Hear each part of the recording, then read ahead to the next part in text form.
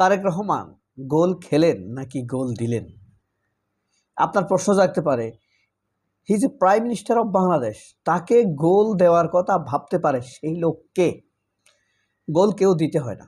অনেক সময় অনেক খেলায় আত্মঘাতী গোল হয়ে যায় না, নিজের পোস্টেই নিজে গোল দিয়ে ফেলে। তবে একটা জিনিস স্পষ্ট, ভিজুয়ালি আপনার কাছে মনে হতে পারে তারেক রহমান গোল দিয়েছেন, একের পর এক দিয়ে চলেছেন। তাজুল ইসলামকে বাদ দিয়ে তারেক রহমান গোল দিচ্ছেন। বাংলাদেশ ব্যাংকের গভর্নর হাসান মনসুরকে বাদ দিয়ে তারেক রহমান গোল দিচ্ছেন। হ্যাঁ, ঢাকা ইউনিভার্সিটির ভিসিকে বাদ দিয়ে তারেক রহমান গোল দিয়েছেন। একের পর এক তিনি গোল দিয়েই চলেছেন। কিন্তু তারেক রহমান কিন্তু বাংলা একাডেমির মহাপরিচালক আজমকে বাদ দেন নাই। তাহলে তাজুলকে কেন বাদ দিলেন? এখানেই তারেক রহমানের গোল খাওয়ার পসিবিলিটিটা তৈরি হয়ে গিয়েছে। কার গোল কে খায়?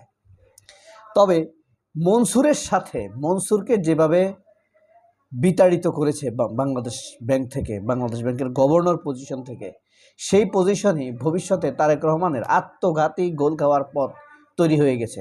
কেন? মনসুর গভর্নর হিসাবে সবচাইতে যে বড় উদ্যোগগুলো নিয়েছেন, তার 1 নম্বর উদ্যোগ হলো এস আলমের পাচার হওয়া টাকা ফিরিয়ে আনার চেষ্টা করা, দেশের ভিতরে থাকা এস আলমের সম্পদগুলো জব্দ করা। আপনারা জানেন, ইসলামী ব্যাংক দখল করে এই এস আলম বা সাইফুল আলম 70,000 কোটি টাকা আত্মসাৎ করেছে, পাচার করেছে। সালমান এফ রহমান বিভিন্ন ব্যাংক থেকে 50,000 কোটি টাকা লোন নিয়েছে। কত হইল? 1,20 লাখ। বুঝেন কিন্তু এগুলা হিসাব নিকাশ, কোনো গপ গুজবের হিসাব না, ব্যাংকের হিসাব। আর আরেকজন আছে জাদ্রেল, অর্থ পাচারকারী, সাবেক ভূমিমন্ত্রী সাইফুজ্জামান, শেখ হাসিনার ভূমিমন্ত্রী ভূমিকেকো সাইফুজ্জামান, যার 568টা বাড়ি আছে শুধু লন্ডনে। সে কত টাকা পাচার করতে পারবে বলে আপনার মনে হচ্ছে? একবার ভেবে দেখতে পারেন। তো ব্যাপারটা কি জানেন? মনসুর সাহেবের যে খেলা, মনসুর সাহেব যেই খেলার রেফারি, সেই রেফারিকে গোল দিয়ে দিয়েছে তারেক রহমান, তার পজিশন চ্যুত করে, পজিশন থেকে ফাটিয়ে দিয়ে। হ্যাঁ, 4টা ব্যাংক খোকলা করে দিয়েছে এস আলম গ্রুপ, বাকি একটা খেয়েছে নাসা গ্রুপ। আর 75 লক্ষ গ্রাহকের প্রায় 1,42,000 কোটি টাকা খেয়ে দিয়েছে তারা। গভর্নর মনসুর সাহেব এই 5টা ব্যাংকের মার্জ একত্রিতকরণ এবং বানাইছে সম্মিলিত ইসলামী ব্যাংক পিএলসি। ওসব ব্যাংক বোর্ড ভেঙে নতুন অ্যাডমিনিস্ট্রেশন নিয়োগ দিয়েছে। এখানেই মনসুরের উপরে ক্ষুব্ধ হয়েছে এস আলম আর আওয়ামী লীগ এবং এস আলমের সাথে যুক্ত দালালেরা। তারাই মনসুরকে এভাবে বিতাড়িত করতে, তারেক রহমানকে প্রভাবিত করতে পেরেছে, কনভিন্স করতে পেরেছে। নাম্বার 1, 25-26 অর্থ বছরের বাজেট থেকে অলরেডি 20,000 কোটি মূলধন সহায়তা অনুমোদন করাইছে। কিছু টাকা ব্যাংকের অ্যাকাউন্টে জমাও হয়েছে, বাকিগুলো করবে ধাপে ধাপে। এটা ছিল মনসুরের প্ল্যান, যাতে ব্যাংকগুলো রাখা হয়, ব্যাংকগুলোতে যেসব সাধারণ মানুষ আমাদের মতো টাকাটুক পয়সা রাখছে, সেই টাকাটা তারা যেন ফেরত পায়। নতুন ঋণ বিতরণ, বিনিয়োগ, পুরনো খেলাপি ঋণ আদায় করা হবে, তাহলে ব্যাংক মোটামুটি দাঁড়িয়ে যাবে। এটা ছিল মনসুরের প্ল্যান। ব্রিগেডিয়ার শাখাওয়াত 19 জানুয়ারি ঘোষণা করেছিল, আদালতের নির্দেশে নাসা গ্রুপের সম্পত্তি খোলা প্রতিযোগিতামূলক দরপত্রের মাধ্যমে বিক্রি করা হবে। অলরেডি নাসা গ্রুপের শেয়ার বিক্রি করে শ্রমিকদের জন্য 76 কোটি টাকা পরিশোধ করা হয়েছে। নাসা গ্রুপের মালিক চিনছেন? একদম বড় দাঁড়িওয়ালা, ওই যে কাজী ইর্তেজার মতো, এক্সিম ব্যাংকের চেয়ারম্যান।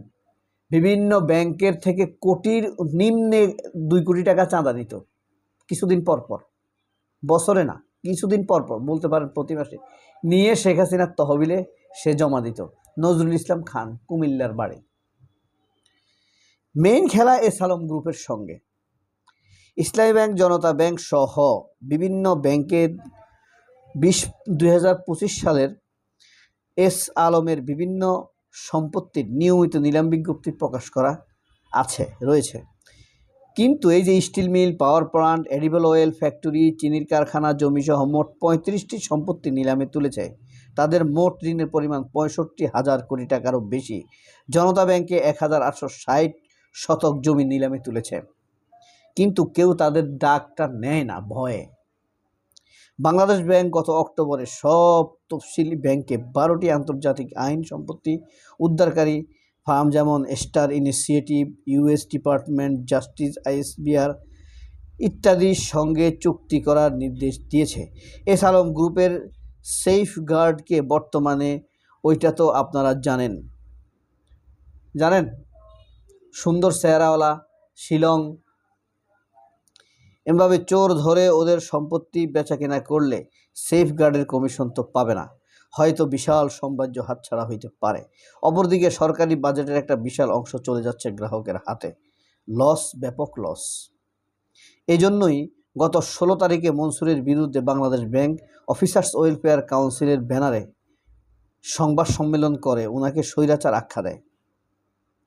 সুতরাং মনসুর সাহেব টিকে থাকার ইম্পসিবল। বরং মনসুরকে বলেন শুকরানা নামাজ পড়তে, যে তাকে যে মেরে ফেলেনি। ডেম্পি কেবলরা দেশকে আগাইতে দিবে না। অমুকের ডিসি, আমি জামাত শিবির বা এনসিপি ডিসিশন মেকার হইলে যদি দেখি যে মনসুরের নেওয়া কোনো উদ্যোগ হেরফের হচ্ছে, তো ওই ৭৫ লক্ষ মানুষকে উস্কে দিয়ে আন্দোলনে নামাবো। বাংলাদেশ ব্যাংক চারপাশে ওই ৭৫ লক্ষর পরিবার অনশনে বসায় সরকারের ভিত কাঁপাইয়া দেওয়া ছক সাজাবো।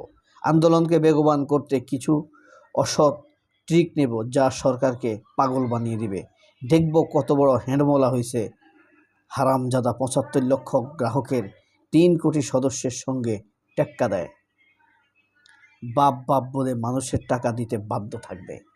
এখানেই তারেক রহমান গোল খেয়ে যাবেন, কারণ যাদের টাকা মাইর গেছে তারা কিন্তু রাস্তায় নামবে। আনফর্চুনেটলি আমি ডিসিশন মেকার হইতে পারি নাই, কিন্তু ডিসিশন মেকার চলে আসবে।